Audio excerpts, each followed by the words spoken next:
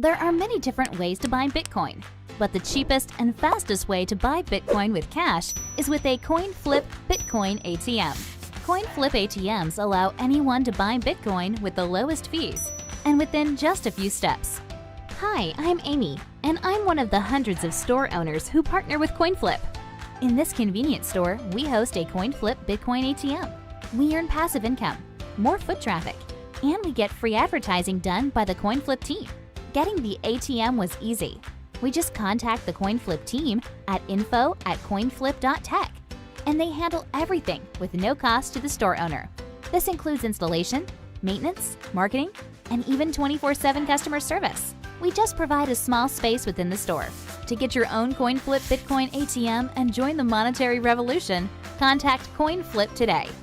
info@coinflip.tech or fill out the form at request.coinflip.tech. 773-800-0106.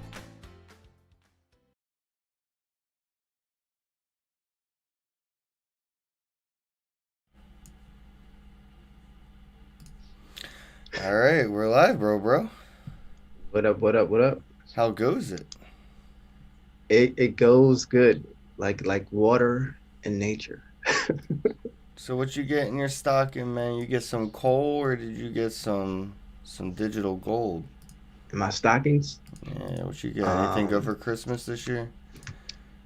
I got some cool stuff. My lady got me some underwear, some clean underwear. It's nice. Yeah. She's like, don't even worry about the old shit. Just throw it out. Just throw it out. You do any of that hashtag treat yourself? You get yourself anything? Did I get myself anything? I've been meditating more, so I made sure to just kind of spend time on me. That's always, yeah, that's good. Internal work. Yeah, that's what I need. And definitely some digital gold. Grab some more Ethereum. Yeah, for real. I just picked up a little bit because somebody sent me some fiat for something I did, and I was like, well, I don't want this. So I picked up like $250 worth of Bitcoin at $27,000. That's cool. Listen, accumulation is the game. Right. Yeah. Dollar cost average. It's been the fucking king's method ever since. Nice. So let me give you a chance here to introduce yourself. Let the audience know a little bit about Bit Savage. Let them know what's up, who you are maybe. I know you've been on the show before, but new people are following me more and more. So maybe you could make some new friends because they could follow you. His name's in the title, so you could follow him. But yeah, introduce yourself, bro. Let people know what's up. Definitely, yeah. So thanks for having me. Appreciate the time. I am Phenomenal Mark on Twitter. And on YouTube, I'm Bit Savage. I have that home as an artist. So me, I'm a storyteller out here in Los Angeles, Southern California, in the film industry. Doing a lot of film work and writing. Also in the street art world, spray painting and getting into galleries. Some fine art. So I just use different mediums to tell stories. And as the smoke rises, my thing is I want to build a platform. Or I am building a platform to empower artists, to bring the community together and empower collectors. So I've just, been in the space, learning a lot. And I'm like, you know what? I want to contribute. I want to build something and bring something to the space and have a fun community, where it's kind of a little different. So I've been in the space where I've seen all the charts and the graphs and the white papers. And it can get really confusing really fast. But with music and art, keep it simple. It's like, oh, that's a token. Okay, I support it. Right. So what are some of, before we dive into yours, right? Like, what are some of the music and art projects or companies, blockchains, coins and tokens that sort of are doing it right by the artist? Because I still feel like that's still, it's still gonna, like, blockchain don't fix everything. It doesn't. Nope. Doing it right by the artist. Wow. I think Rarible started off doing it right by the artist, but then something happened, evil plot twist. But I feel like, wow, doing it right by the artist. I mean, you got Maker Place and Known Origin. They're doing okay. Known Origin's legit. Yeah. pretty legit loan origin. You know, promoting artists, doing community calls, in a Discord, cool email lists. I don't know if they have like voting rights or if the artists can contribute to how the platform is. But sheesh, I don't know, man. It's What was that company that helped Deadmau5 do his NFTs? It was like Fuzio or Fuz. I don't. Everyone's got a weird ass fucking trying to be bougie name and shit. And all you did was make your marketing hard for people like me to fucking remember your shit. like, It's something with an F and something with an E. There's two brands, and they kind of did that shit with Deadmau5, and they're working with fucking Yachty and other people right now.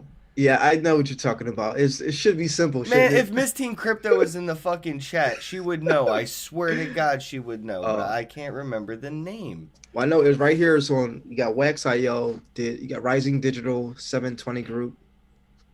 I don't know, Music Collective and something. But yeah, there's Emanate, EMMATE. Thank you, Tinku. Emanate. There we go. Emanate. Yeah, them. And then there's one with an F or something. Might be their like subsidiary or something. I'm not sure. Gotcha.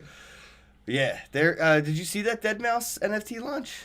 Yeah. So I loved how they did the super rares. You know, for I guess if you want to call them top collectors, but the super rare drop was dope. The musical incorporation, I think they call it like audio reactive. It was a cool drop. I love the wax drop even more. You know, I'm on there just grabbing packs and popping them open. And that's like, I love that experience of getting on there, having my wax account. I can see it in my dashboard. And for me, there was not too many barriers to cross to do that. Yeah, there's two totally different experiences too. And I think it really resonates to what the platform's utility isn't just by design but by adoption, and Rarible has become a art gallery. It has become a museum. Expectations are high for high quality, graphical art.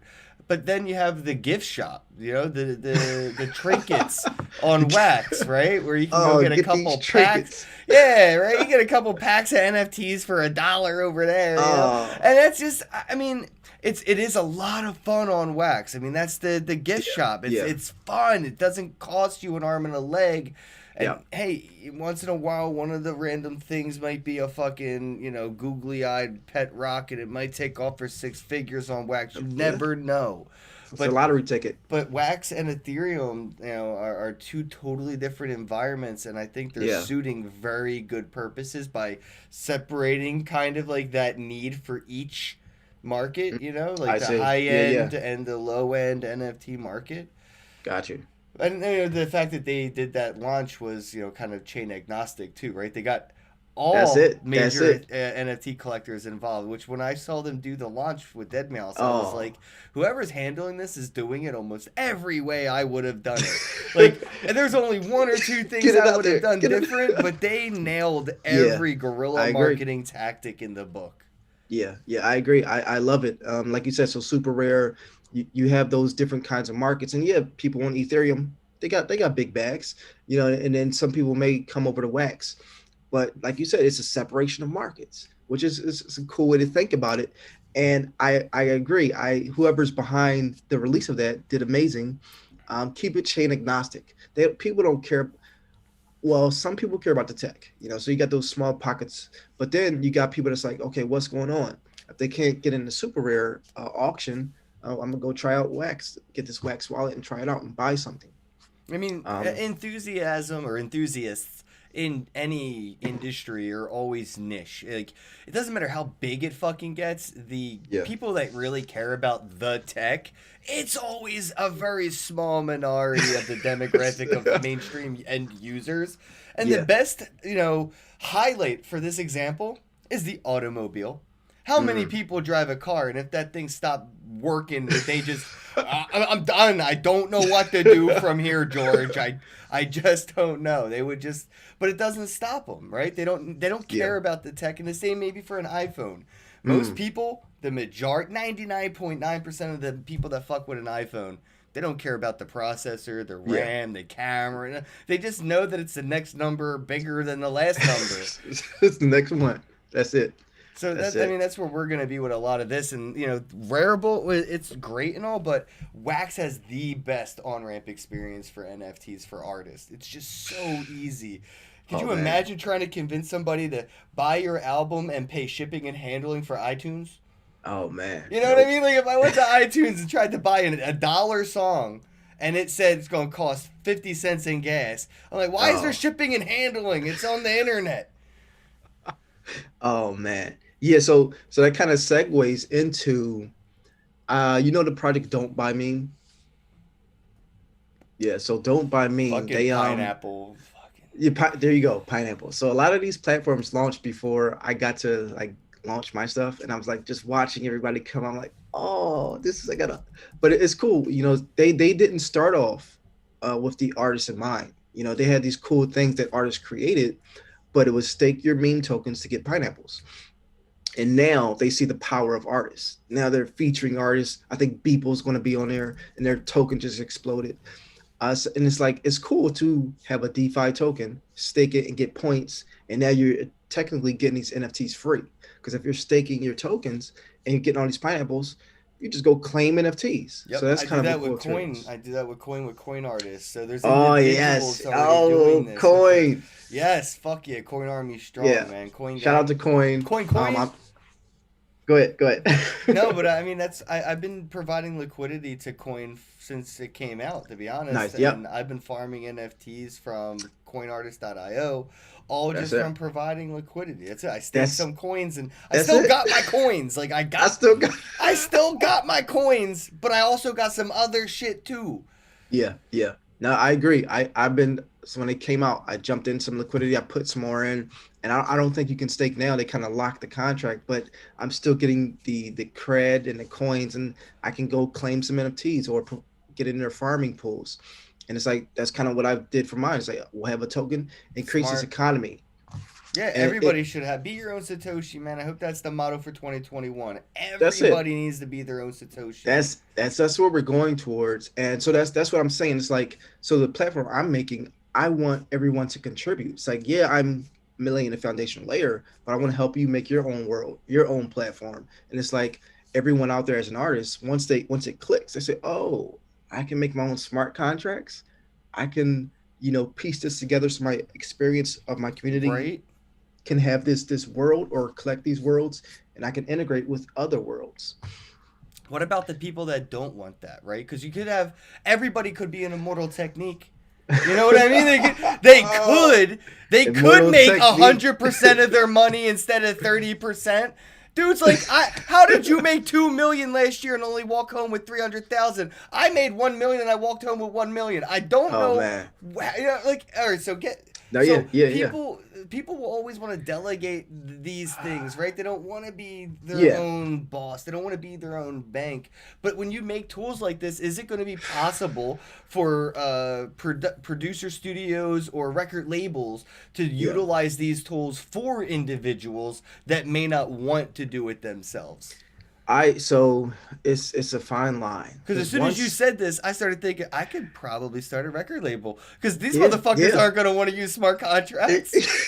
So it's kind of, sometimes there's always a middleman, but I kind of champion middlemen that have good values, a good moral compass. Because some people get that power and then they go the wrong way. That's true. And some people, they are like positive shepherds, and they're like, okay, yes, you know what?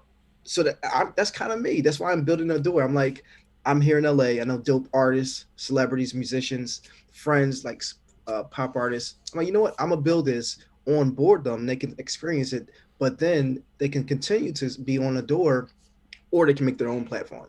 So yes, I think the people with the mindset, everyone has a place in this big puzzle, this jigsaw puzzle.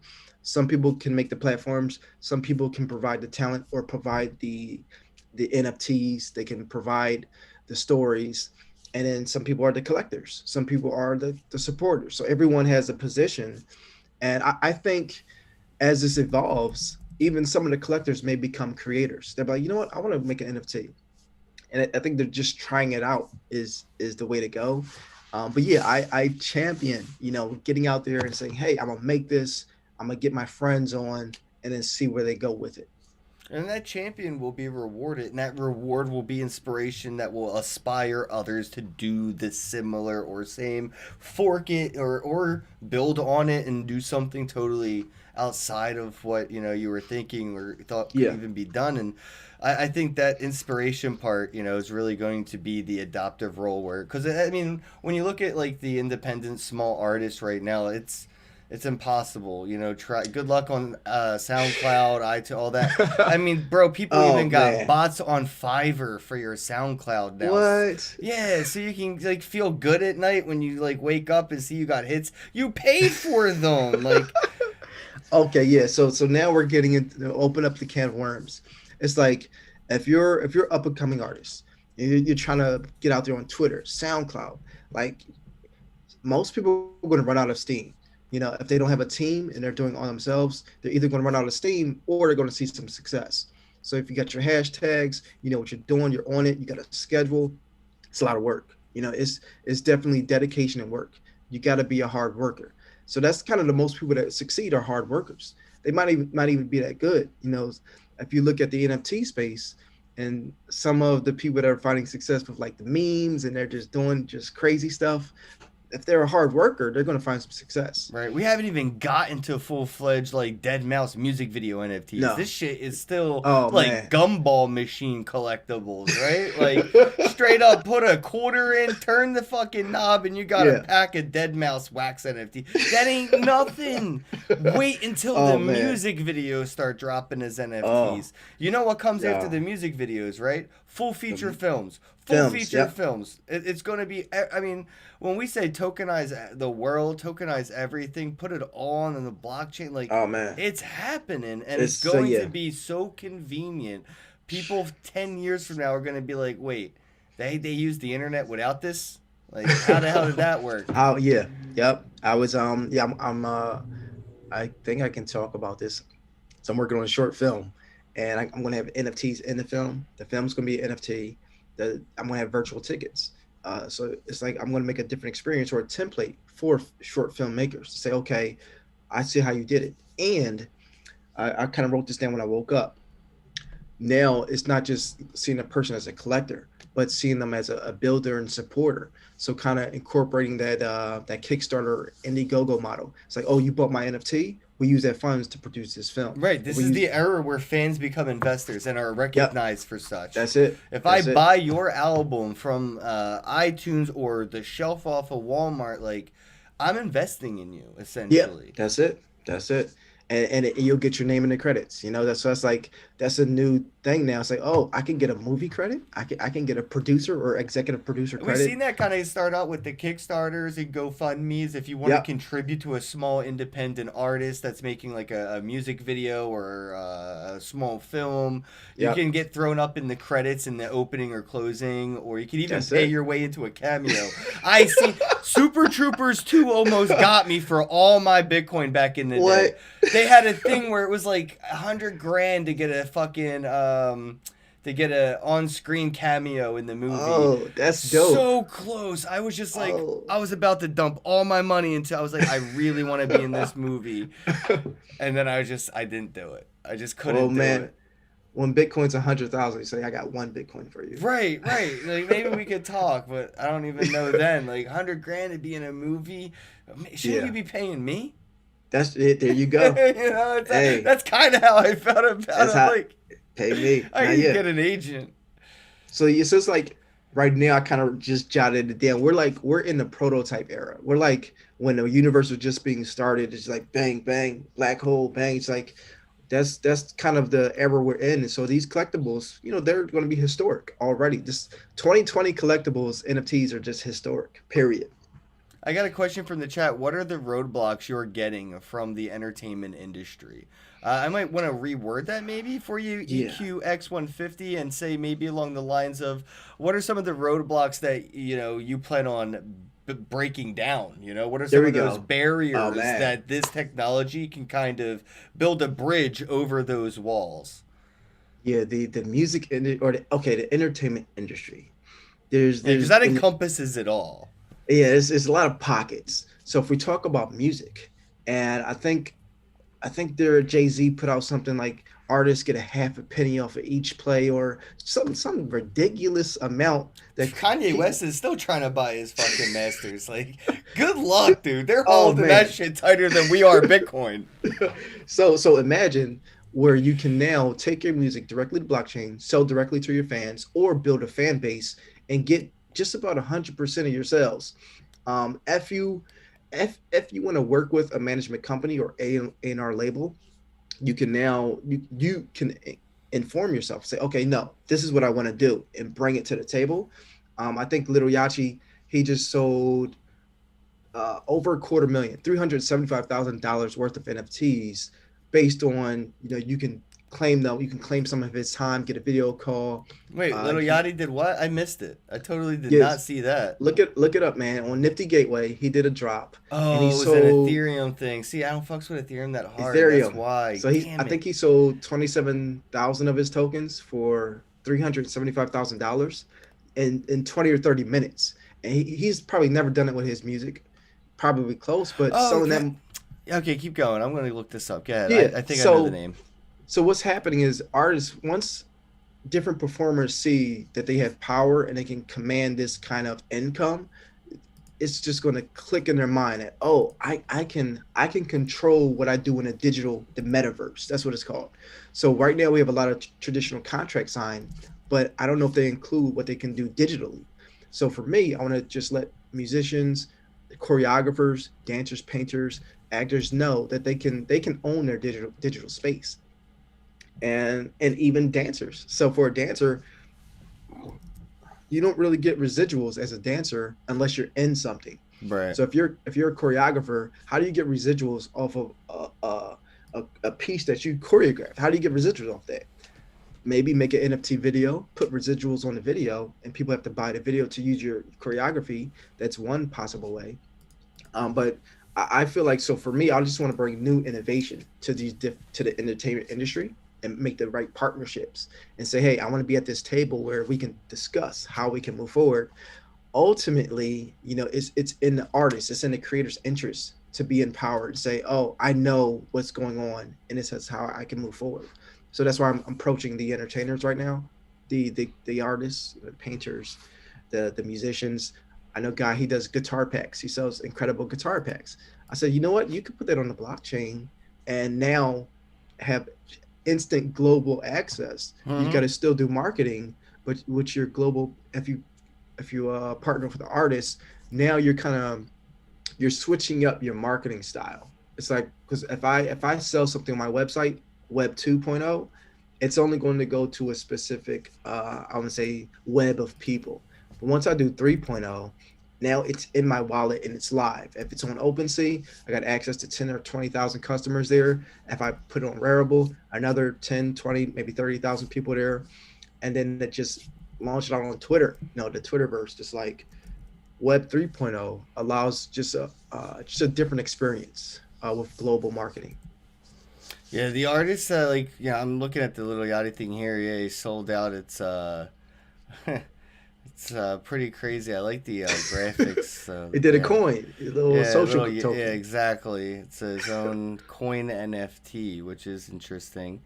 I think it was more so like the legality, right? Because, I mean, people in the entertainment industry were kind of adopting this and doing things along the lines of like influencing and marketing, and the SEC kind of came in and fucked all of them up. I mean, shit, all of them, right? So it was man. Even if there was a big joke about like 50 Cent having Bitcoin or something and getting away with because he had the tax evasion thing, and then and then tweeted something about having Bitcoin, which I don't know why you would even do that. Anyway.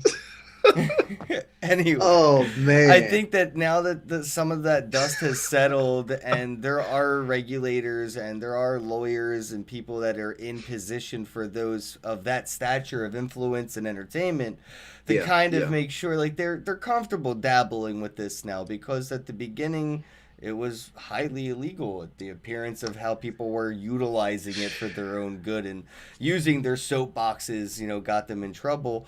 Now they're looking and seeing, they're gonna see, oh, Dead Mouse and Little Yachty did this, and as long as everything works out, there's no bumps in that road that they got paved. Like, a lot of other influence will come with them, and I'm not so much like I could give a shit less if like Justin Bieber got an NFT, but the fact that all of his fucking followers are gonna come into the NFT space, that's what I'm hype about. You know what I mean? There you go.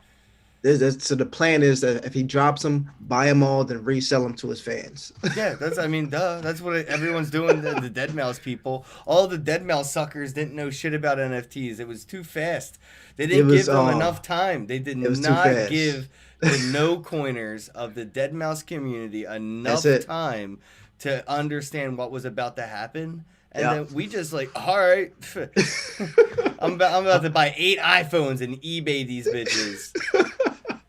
Oh man, so as people see, like traditional artists or traditional creators, to say, oh, yeah, we don't have to pump or promote the value of it. We could just promote the experience. Like, right. This is what I'm doing. Imagine an experience token that would get me a cameo in a fucking music or like a feature.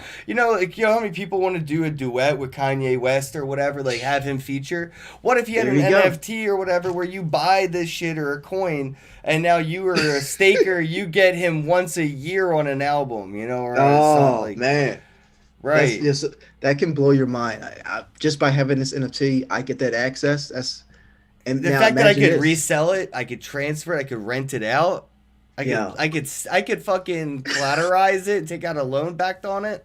It's a company now. It's like this living entity that's just like and this is like next level NFT. Imagine an NFT where they make, you get your Oculus goggles or whatever new helmet you put on, but you can feel, taste, and touch the NFT. That's next level right there. Yeah, well, the blockchain is definitely financing the Matrix. Yeah, the blockchain is financing the Matrix. If anything, the Matrix AI created Bitcoin just so it could have enough money to do what it needs to do. And once everything's run by smart contracts and APIs, protocols, this, that, and the other, there you go. That's it. AI doesn't need people anymore. It would just be smart contracts buying missiles. Nobody knows where they're going, but some warehouse keeps buying these missiles. Who's buying? Nobody's even around to ask questions because it's all smart contracts and fucking APIs, man. Oh man, that's crazy. Yeah. So with Adore, So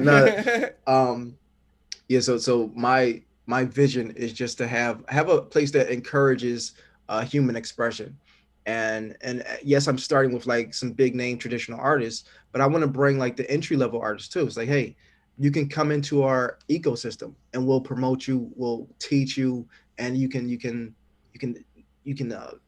fork off, or you can stay with us. This is a community.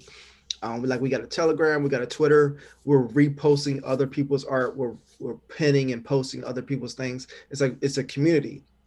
And so my thing now is like, okay, we did our DeFi token. We're rewarding our liquidity providers. Nice. Then we're going to come out with our minting contracts. It's like, we'll allow people to mint and just come and experiment. It's like one big experiment. It's just come have fun, try it out, see what works, see what doesn't work, see what you like, see what you don't like, and have a strategy. Yeah, that's another thing. There's a lot of people that want to get into entertainment, whether it be making music or art, like graphic design or anything in general. It's really hard to figure out where do you start professionally. And most people feel like, I guess it's like, well, I guess I'm going to go to Fiverr or, start a YouTube channel and try to, show myself. But it's really, there really are like few and far places to kind of go and get that kind of guidance. Like, it used to just be, if you're an artist or an entertainer in general, just make a YouTube channel. You could be the next Justin Bieber. That's how he started. But that's so oversaturated at this point. And that's eventually that will happen in the NFT space. I mean, it'll be the same as trying to get on iTunes and SoundCloud today and 20 years from now trying to make it using an NFT as your gimmick. It won't be very marketable as far as a gimmick goes. It'll just be that's the way it is. But right now, this is a great opportunity for early adopters. First users, the early end users, to make that opportunity for themselves. Where you see, even as far as influencing goes, for people that have early Twitter accounts, or things like that's true. An early, trading account for whatever, you can follow people's trading histories. You have legacy, right? Legacy has weight. That's it. So that's what I'm saying. This is an opportunity for an artist to establish their legacy in a non-fungible industry. Oh, man. Imagine having legacy as an artist on the internet. You were one of the first artists out on the internet. How was that? Because I'm sure it worked out. It's like, I don't know if you know about this company called Zen Vibes, but they're making a picture frame that's synced to the blockchain. So you can see your visual and your audio. You can hear the music if you have music, and you can see the picture, and it's synced to the blockchain. It's a picture frame. So I was like, I'm in talks with them, and it'll be cool as these devices come out. Now it's being synced to your wallet, to the blockchain. Upcoming artists can airdrop you their trailer or their new song, and then it just pops up you're like, what is this piece? And you listen to it, it's like, oh, and it's like, now you can airdrop the top wallets. You can airdrop. I've been saying this for over 2 years. Keep listen, going. Man. 2 years. Vitalik, if he gets one of these devices, these Zen Vibe picture frames, it's like, oh, this is some new music. Let's hear it out. Yeah, I think Zen Vibe's working with Mintable, right? They're the ones doing that physical fucking NFT shit. Or no, they're with Infinite Objects. So there's another one. Objects. That's the other one. Those things look trippy. So Infinite Objects, I don't think so. They are not linked to the blockchain. I think it's just the GIF or the picture. Exactly. I think it's it's almost like a hardware wallet type of a thing. That's it. Yeah. I think it's USB or however you get the pictures. But there's these things that are coming out now that, you said, these IoT, the Internet of Things, these devices that we need to then piggyback off of concepts and utilities. It's all coming. It's all as soon as we release this, I'm like, you know what? I'm gonna airdrop the top 100 wallets on Ethereum. I know they got some money. They're collectors. Right. No, it makes absolute sense, man. I mean, that's I'm hoping, fuck that. I'm gonna make my own shitcoin on Ethereum. I'll airdrop them some Ken. You know what I mean? They could use that shitcoin to buy some shit NFTs from me. Oh man. Take it, get the trinkets. Right. Get the trinkets. Buy my trinkets. Yeah. I have fun just kind of being in the space and watching people, just those mind explosions. I don't know if you're on Clubhouse, but it's like one of the recent social apps that it's just audio. So Twitter is just text. Oh, Clubhouse. Shit. I had this idea too. I swear to God. Yeah. An audio social media platform, you know what their slogan should be if it isn't already? What is it? We're bringing sarcasm back. Bro, cool. Text-based social media killed sarcasm. It doesn't. It's just dead. Without the tone... Yeah, you know what I mean? You can't have sarcasm. Yeah. And Twitter's going to do their own thing called Spaces for just audio. But it's like the conversations in there, artists are like, what? I can do what? And then they just dive into NFTs and they're like just mind blown. I'm like, hey, this is empowering a lot of people to say, oh, wow. Like even me as an artist, I sell jackets, I hand paint jackets. I'm going to be putting things on a blockchain, but my jackets, they go for $600-700, which is cool, but doing my 3D artwork, they go for $3,000-4,000. Right. I'm like just mind blown. Like, wow, people are supporting me and I'm putting the time in, I'm good at my craft, but it's like the returns are just incredible. Well, they're deserved, and again, early adopter, early. Yeah. There's really, I mean, if you're there to make something, the whole "you build it, they will come" thing, that's for real. That's that speaks to a lot of different things in life, and if there's an investment opportunity to be had, and people are taking advantage of it, and they have this resource now. well, what they can do with it is limited. So if you're not there to say, give me your money, I'll give you something else for it.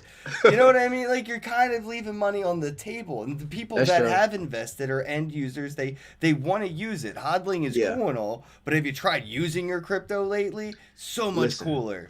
Yeah, these Ethereum whales, they want to buy stuff. They want to do something. They want to support people that are creating shit that are going to bring more people in to create shit that they can support. There you go. So Ken, what do you want to see in the NFT space? What do you like? I can't wait for it to happen.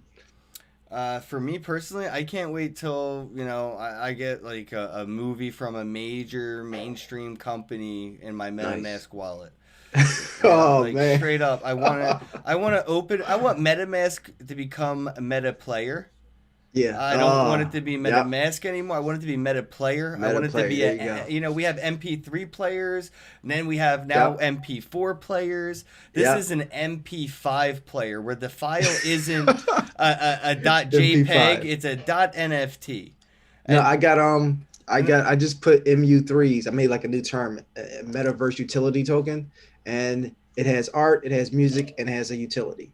So let's make a new feature, a new category. Exactly. That's what needs to be done. And when we start to see, the Hollywood studios take advantage of this once they've lost their precious movie theaters and start to see, like, have you seen the new Wonder Woman? I know I didn't pay for it, but I saw it and it's bad.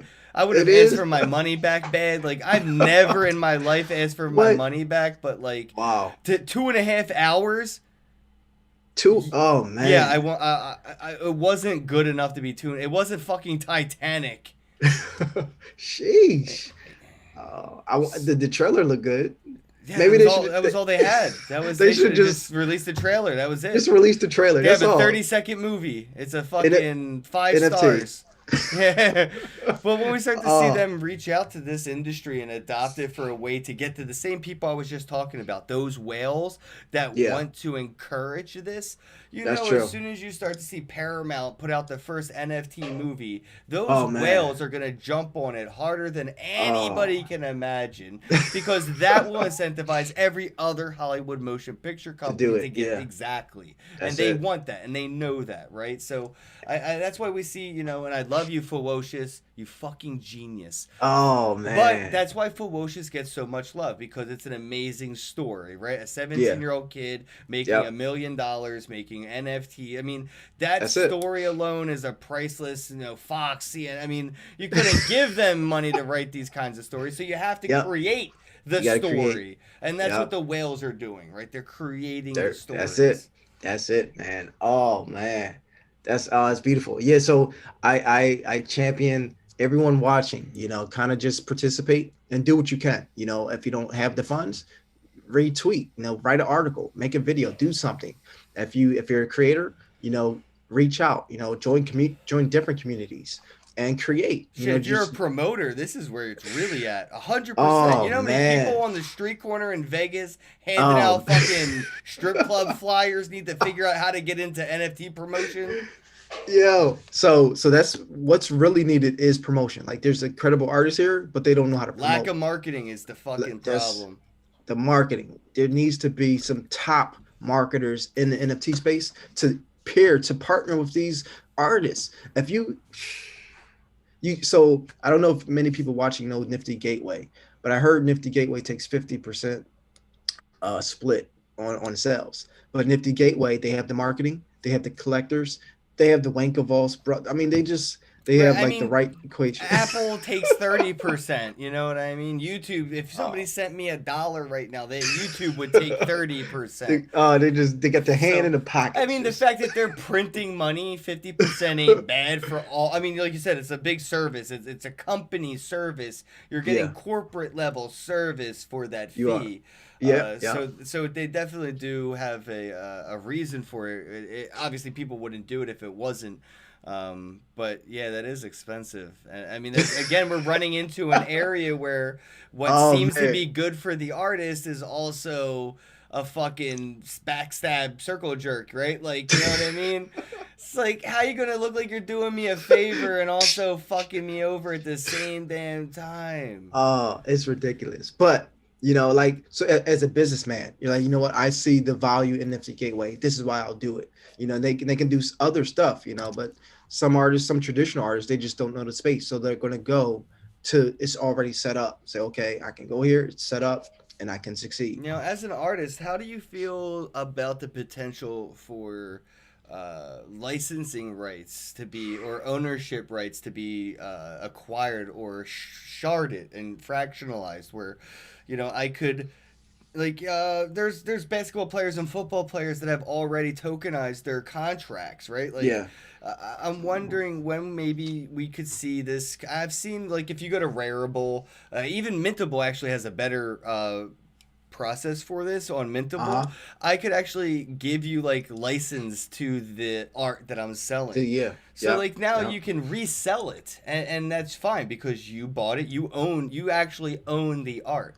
But if I Nice. go to Walmart and buy your album, I don't own the album. I just Yeah. own the Yeah. album. You know what I mean? There's a total Yep. difference in that. And it doesn't give me the shared stake in it if there's any scarcity, you know, if there's, like, only 1 million albums were tokenized and, you know, you go platinum, they all sell out. Now I have something scarce, you know Yeah, what I mean? yeah. And something, you know, tradable and stuff like that. So do you think that there's a potential? Because I mean, I'm getting to this in a very long and elaborate way. I'm shortening it down, I swear. Like the Wu-Tang album. You know how we saw that whole shitstorm happen when this fucking rich asshole piece of shit, who I think's actually in jail right now, and I still don't know why we don't have the Wu-Tang album, but he bought the only copy of the Wu-Tang album, the last one that they made together. And he won't release it, right? He's just never going to let anybody listen to this music because he didn't just buy the album. He bought it. Like, he owns that shit. He got the license to it. And I saw when I was making my NFT on Mintable, it had an option for a legal document space for license distribution. I was just like, holy shit. Like, I never really thought about, I don't own a CryptoKitty, but I own a CryptoKitty. Yeah. No, I think that it opens up a beautiful world for artists to start thinking about their masters or their licensing, their copyright. That's another empowering thing. So shout out to Mintable for that Mintable app. So if you, as an artist, just think about tokenizing yourself, or not even tokenizing yourself, but your different creations. So me as a creator, I can do music, I can do art, I can do fashion, and I can have a master's for each one of those.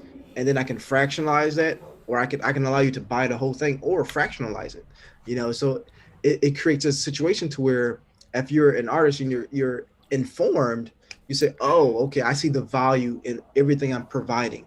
You know what? I'm going to make 1 million shares of this, 1 million shares of this, and they're $1 each. You know, it's like instantly you bring in the money energy. You know, you're no longer a struggling artist. You're now using information to change your entire life.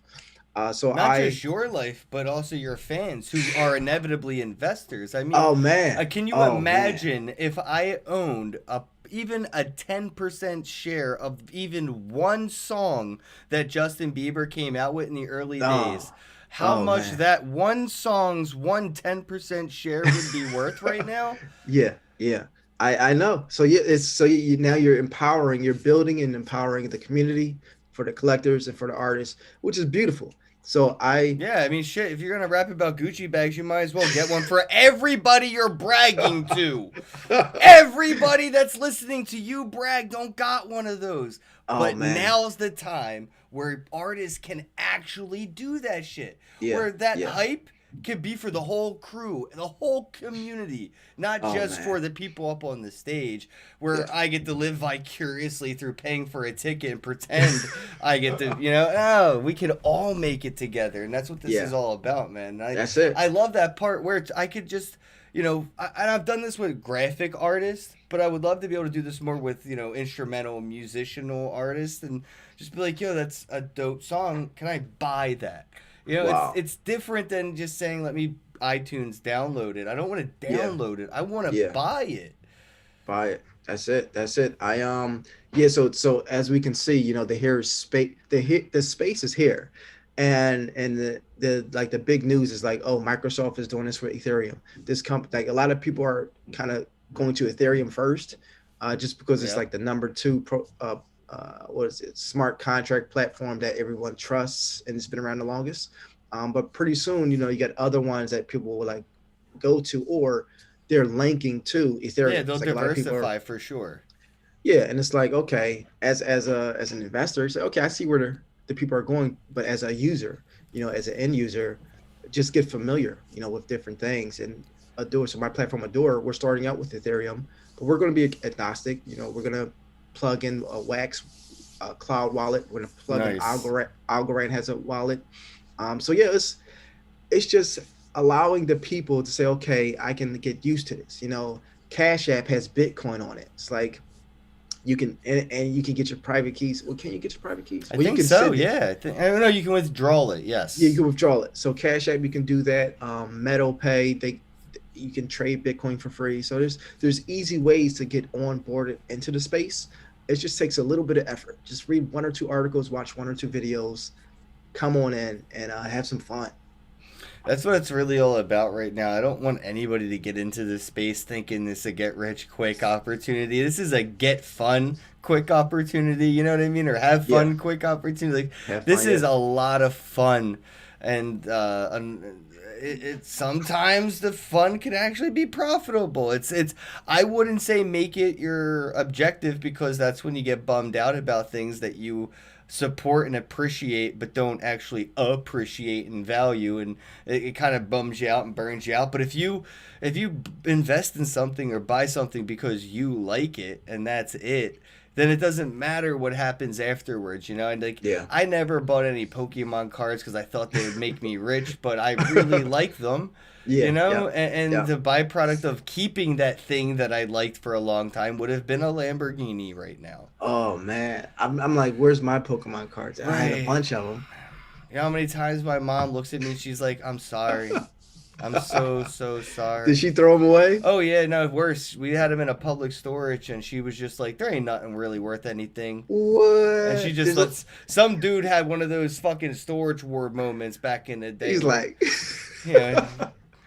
I found a box of Pokemon cards. Yeah, he did.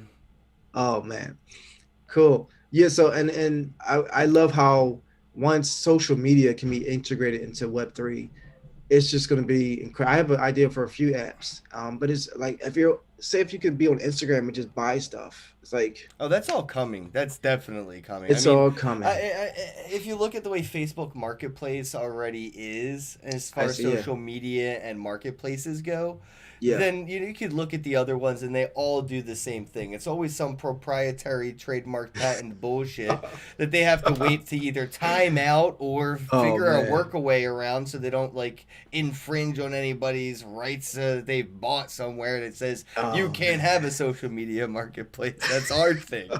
I think it'll come for sure, and the whole tokenomics of it.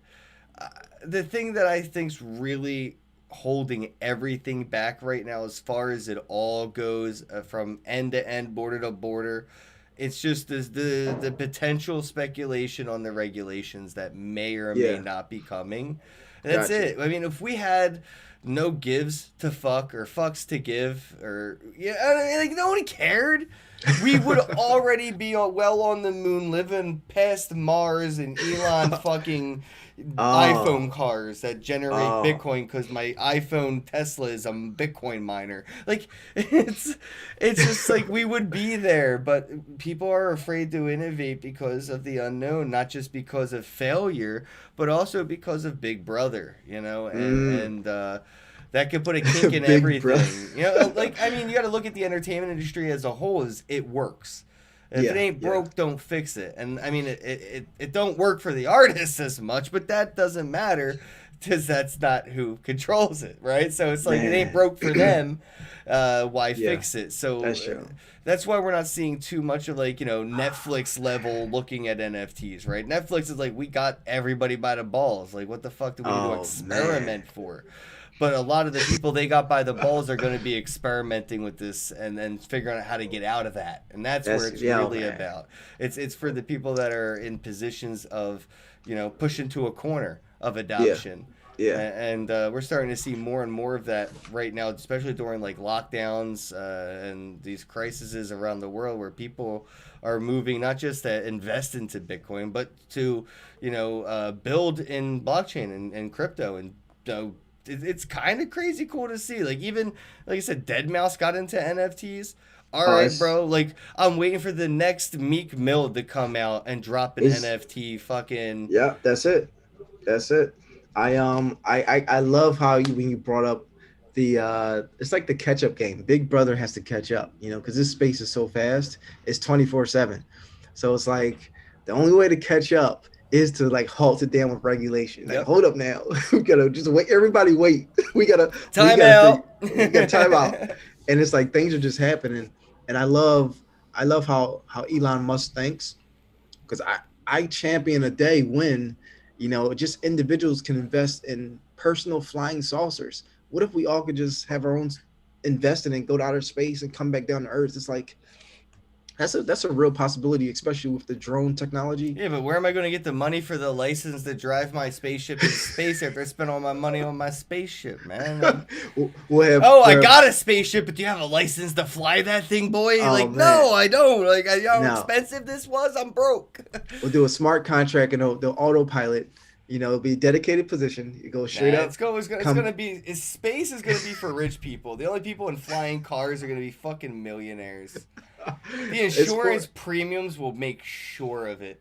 Oh man, insurance! I tell you, they're trying to. Oh man. Right, the poor people, the peasants, will be here on the ground, and all the rich people will be flying and zooming above us, doing their rich people shit in their fucking, G7 Tesla iPhone cars. Oh man, I'll be up. Listen, I'm gonna be up there. I'm gonna either build my own or I'll get someone to build it for me. I'm gonna steal one. I'm gonna steal somebody. Some rich asshole's gonna park it outside of a Denny's, thinking they ain't gotta worry about leaving the doors unlocked, and I'm gonna teach them how I can hack a bio lock with an iPhone 5. It's like jailbreak your engine, bitch. Oh, that's a whole end. Like, is Gumroad? What is Gumroad about? Like, this whole industry where they show you how to just jailbreak into everything. Yep. Yeah. I mean, that's perfect. We need that. We need to stop being locked out of shit, man. Like, I'm not a big fan of, the whole Apple owns your iPhone even though you paid $1,000 for it thing, and the fact that people are very comfortable with that or don't care to even know that, it bothers me. But it's just the world we live in, right? People don't, you can own your iPhone, but you don't own it. The same way I could own download a song of yours from iTunes, but I don't own it. You don't own it, yeah. You own it. I just bought it. I just paid for it, but I don't own it. And that's the same thing with an iPhone. You bought it, you paid for it, but you don't own it. You don't. Oh, it's ridiculous. I think there's going to be a divide, as people. Because Instagram just put out like a new terms of service. So as these privacy terms are being updated, more people are reading it. And they're like, hold up, do I want to click accept to this? I think there's kind of a divide. Some people are like, yep, click accept and keep scrolling. And some people are like, I'm out of here. I this is not what I signed up for. So it's like times I've known people that have had their Google accounts hacked or social media accounts hacked, and they just go right back with a new account. The same people. They're the same people that had Wells Fargo opened accounts in their name and was stealing money from them for a decade. Oh man! You know what they said? Fuck Wells Fargo, and they went and opened an account at PNC. It's like it's like they're those people. Oh man! Technology. And the one thing that many people are putting to the forefront is cybersecurity, and it's just wide open. Who brought that to the topic of conversation? Who? Zoom. Oh man. Zoom bombing made cybersecurity like a front runner for dinner talk. It was crazy. We gotta get secure in here. Yeah, and even people average grandmas were talking about VPNs and shit now. It was All right, like fuck, dude. If that's all it takes, a little bit more of that, and we'll be fine. You know, like yeah, if that's what it takes to get them to use a VPN, you know, great. But that's what I'm worried about, though, is we'll see people go from, you know, one centralized thing to another centralized thing just because, you know, it's convenient. They're complacent. And it's also, again, the mainstream, right? They control the narrative, so they can paint a picture or a perspective. Man. So they can, you know, they can kind of, like they've done it in the beginning with Bitcoin, right? It was demonized for a good 10 years that it was just drug money. It was illegal. Only fucking sex workers and degenerates used it for buying, you know, hitmen on the deep web. And one day, overnight, it completely switches. You know? Bitcoin. It's on PayPal now. Yeah, it's on PayPal now. Yeah. So I guess where can people get in touch with you, like your communities? I know you mentioned it, but I want to make sure we mention it again since I wasn't smart enough to put it in the title. We're gonna do a cool airdrop to everyone tuned in and to the community, just kind of participating in this talk. Twitter is adore.org, ADOR.org, adore.org on Twitter and adore.org on Telegram.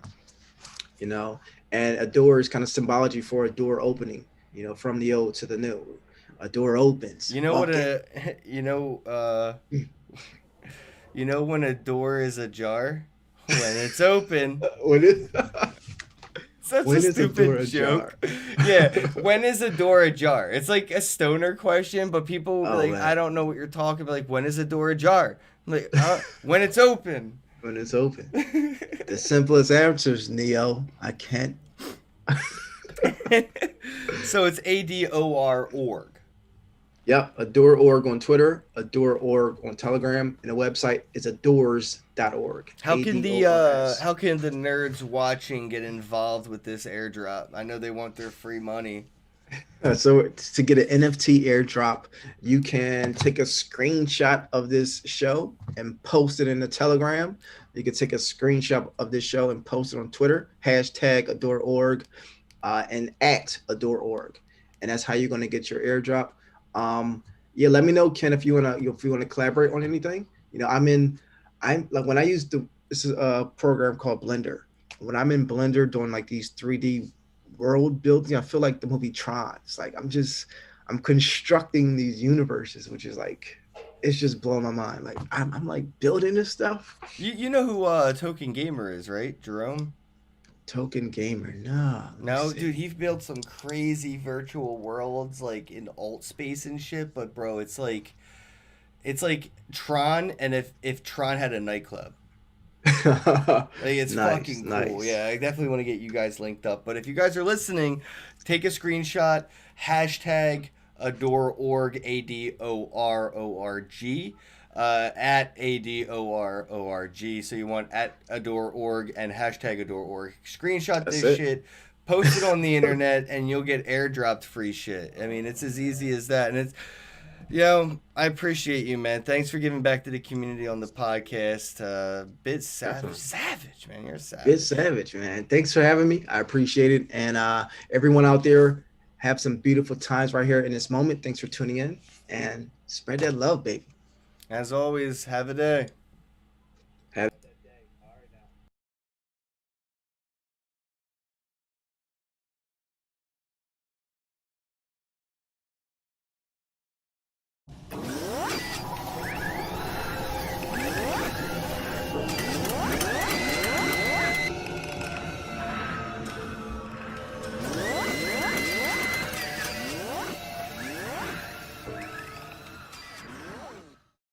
There are many different ways to buy Bitcoin, but the cheapest and fastest way to buy Bitcoin with cash is with a coin flip Bitcoin ATM. Coin flip ATMs allow anyone to buy Bitcoin with the lowest fees and within just a few steps. Hi, I'm Amy, and I'm one of the hundreds of store owners who partner with CoinFlip. In this convenient store, we host a CoinFlip Bitcoin ATM. We earn passive income, more foot traffic, and we get free advertising done by the CoinFlip team. Getting the ATM was easy.